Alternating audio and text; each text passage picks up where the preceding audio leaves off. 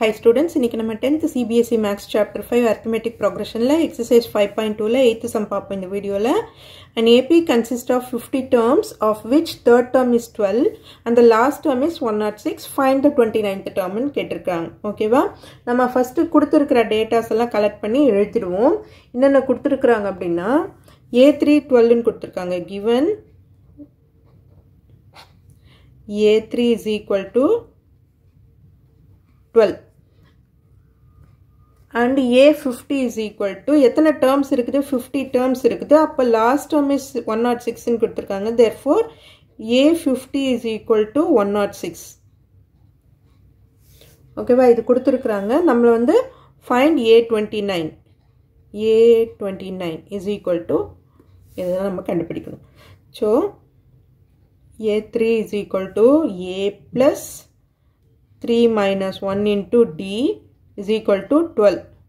அதே மாதிரி A50 is equal to A plus 50 minus 1 into D is equal to 106. So, இதை solve பண்ணி நம்ம A and D கண்டுபிடிச்சிட்டோம்னா A29 ஈஸியாக கண்டுபிடிச்சிடலாம் இல்லையா A plus 2D is equal to 12. Then A plus 49D is equal to 106. So, இந்த ரெண்டு equationையும் solve பண்ணிடுவோம்.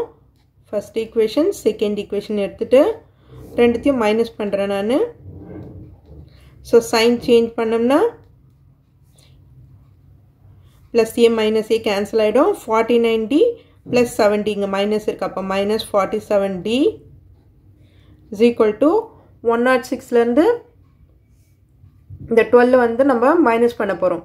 minus பண்ணோம்னா 494 minus 94 வரும் so இந்த minus minus cancel ஆயிடும் ரெண்டு சைடும் இருக்கிறது D is equal to 94 divided by 47 so 2 times D is equal to 2 இப்போ A value கண்டுபிடிக்கலாம் substitute D is equal to 2 in equation 1 A plus 2D is equal to 12 ன்னு இருக்கு இல்லையா அப்ப A plus 2 into 2 is equal to 12 A plus 4 is equal to 12 அப்ப A is equal to 12 minus 4 A is equal to 8 A value and D value தெரிஞ்சிருச்சு நமக்கு இப்போ அடுத்தது நம்ம A29 கண்டுபிடிப்போம் A29